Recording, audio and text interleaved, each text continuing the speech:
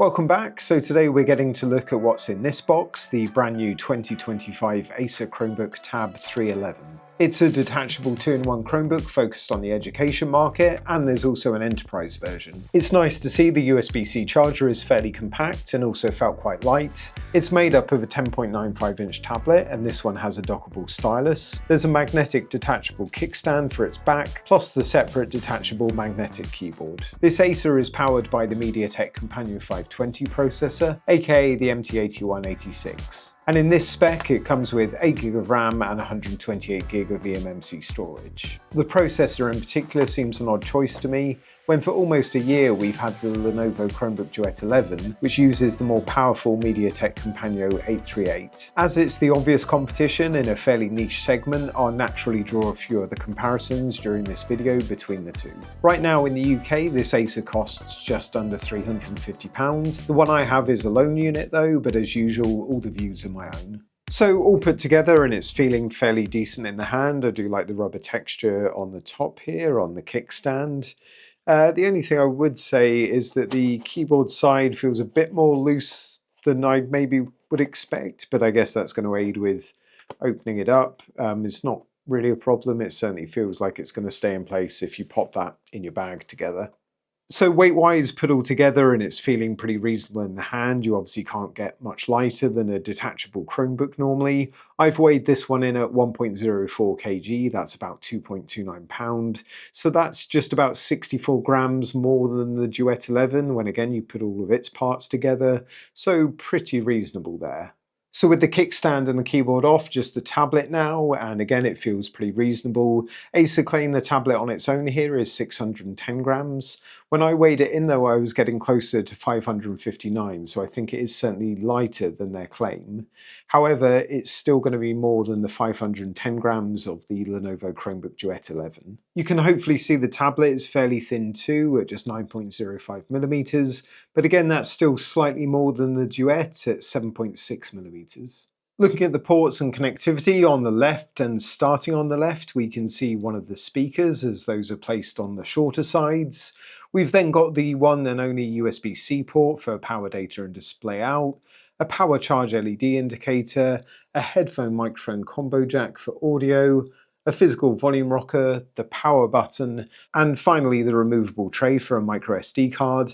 And whilst there is room for a physical SIM, it doesn't seem to be supported in this model. I think, but would recommend double checking, that the model you need for the SIM compatibility is the CW311-3WN. It's worth noting that both of these features, even if optional, are something that the Duet 11 range didn't offer. Over on the right hand side, and it's pretty lonely with just the corresponding speaker. On the top long edge in the middle, I believe that's a microphone, but it's over to the right that I want to show you, as that's where the dockable stylus lives. You can hook it out with your nail, sadly no neat release feature like push to pop it out. There are charging contacts on the end, so it will recharge whilst docked.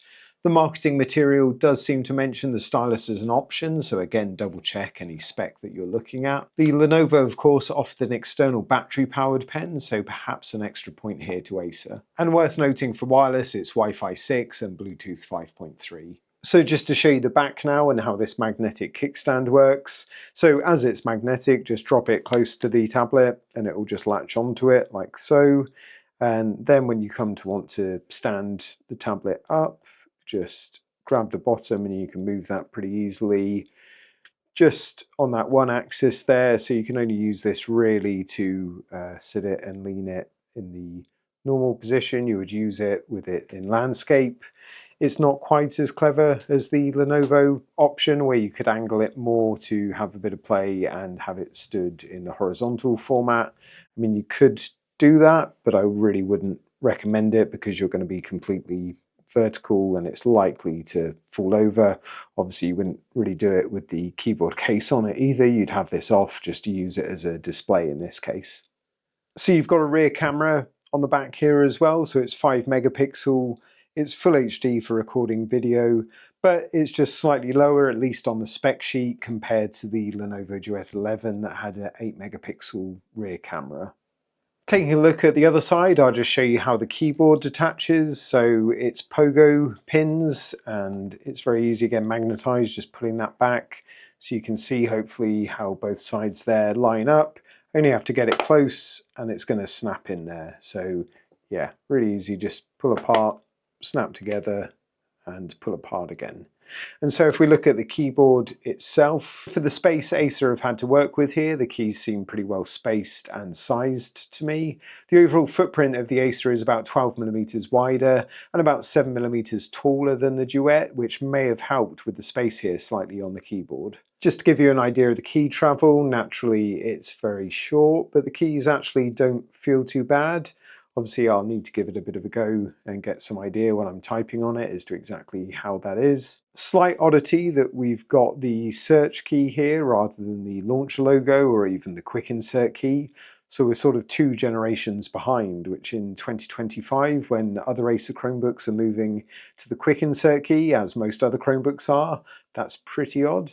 The touchpad, of course, is fairly small but well sized all considered. Yeah, and it feels about as good as you could hope for clicks, and it's pretty smooth, but of course, plastic.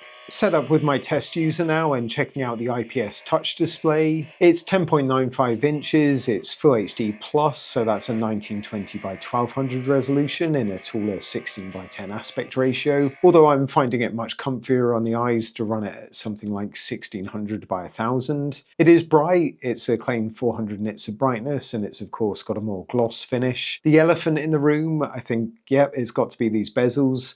They're pretty noticeable and certainly more so than on the Duet 11. Maybe the counter argument is that that's useful for small hands in the classroom. I know you'll let me know exactly what you think in the comments. At the top of the screen you'll find the front camera. It's 1.9 megapixel for photos and it's 720p for video. There's no privacy slider though, but there is a small activity light to show you when it's in use. Again, on paper the Lenovo would seem to win here with a front 5 megapixel camera and a physical privacy shutter. If you're getting any value out of this video, then hopefully it's worth giving it a thumbs up for a like, it really is appreciated. And while you go for that, just to recap the main spec and the options on this model line. So it's powered by the MediaTek Kompanio 520, aka the MT8186, a processor that first started popping up in Chromebooks in 2023, and related to that, it means that ChromeOS updates will run through to June 2033. There's 8GB of RAM in this one, though some models will offer just 4. And storage, I've got 128GB here of eMMC storage, but again, there'll be some models with just 64GB. But of course, you've got room to expand with your own SD card. For power, there's a 5000 mAh battery inside, so it'll be interesting to see how that stands up in real-world use. Acer and Google claim up to 10 hours. It's hard to compare directly to the Duet 11 as they state their battery in watt hours as being 29 watt hours. Let me know in the comments what you'd be interested to know about this one for when I put together the full review. And if you want to see that, ensure you're subscribed and have clicked on the bell to get notified. In the meantime, either check out the Lenovo Duet 11 videos on the left of your screen now, or the YouTube algorithm thinks you're going to like the video on the right. Cheers.